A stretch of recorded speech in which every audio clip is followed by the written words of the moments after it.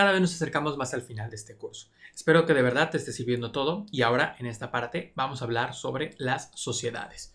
Vamos a comenzar hablando en específico sobre cómo se dan algunos tipos de sociedades.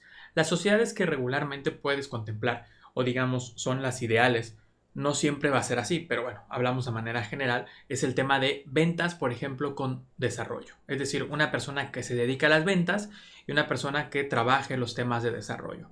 ¿Por qué? Porque una se encarga de conseguir el cliente, de cerrar la venta, de darle seguimiento y el desarrollador, pues, del trabajo en sí. Entonces es una buena mancuerna, un buen equipo que se puede lograr. Por supuesto, también el tema de diseño, por ejemplo, con un diseño, y hablamos en específico de diseño gráfico, ¿ok? Con a lo mejor un diseño web. Muchas veces el diseño gráfico incluye también la serigrafía, alguna lona, un banner, por ejemplo, y el diseño web incluye otra parte que tiene que ver con responsive o también el mismo diseño de aplicaciones, es decir, no se cubre completamente con un diseñador a veces un área de conocimiento. Vamos a necesitar 2 o 3 a lo mejor con diversos expertise para poder cubrir esa parte. Por lo tanto, no está mal que a lo mejor las mismas carreras se acoplen, pero están especializadas en distinta manera.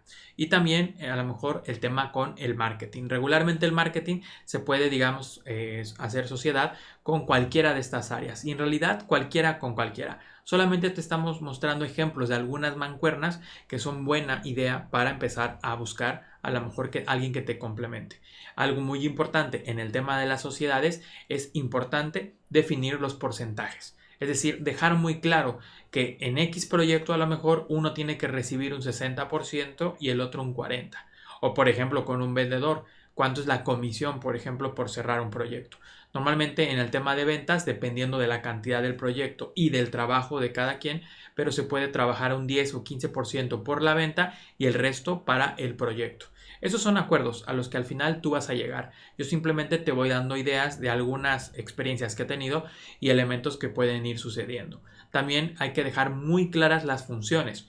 Literal decir función A, B y C son las funciones del vendedor y la función Z, F y X son las de, en este caso, del programador. Y así ir dividiendo las funciones por cada rol que se tenga dentro de este proyecto.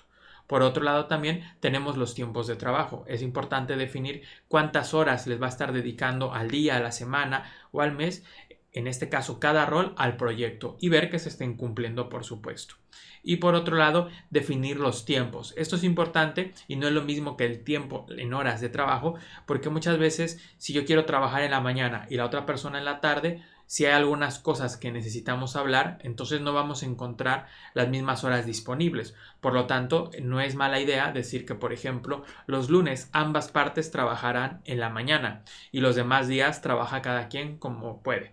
En este caso sabemos que si necesitamos intercambiar información o hablar de ciertos puntos, pues utilizamos el día lunes para ese cometido. Si te das cuenta, no es tan difícil, pero hay que pensar en todas estas posibilidades conforme van pasando. Y cuando tenemos sociedades de más de 2 personas, ahí es donde se vuelve más complejo el asunto. Y por lo tanto, ¿cuáles son las tareas que hay que vigilar y que hay que contemplar y tener cuidado? Principio, las decisiones. Cuando son 3 personas, entonces ya nos tenemos, digamos, siempre una opción, una opción A y una opción B. Tenemos también a veces hasta una opción C. Entonces es bueno porque tenemos un desempate, pero también puede ser que siempre esté alguno de estos se sienta en minoría. Por lo tanto, hay que tener cuidado.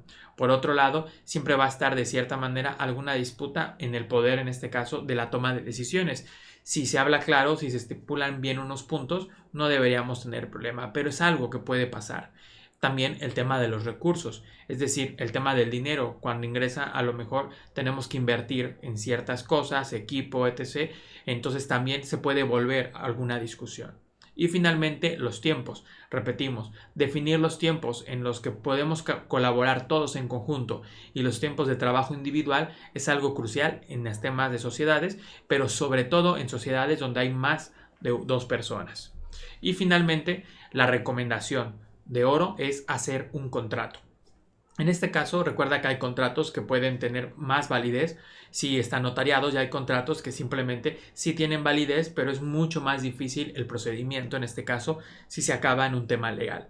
Pero al final, un contrato puede ser, digamos, un tema como de palabra, pero ya escrito, y entonces cada quien entiende bien sus funciones. Y así, pues siempre cuando se te olvide o no esté claro, puedes regresar a ese documento y apoyarte en él.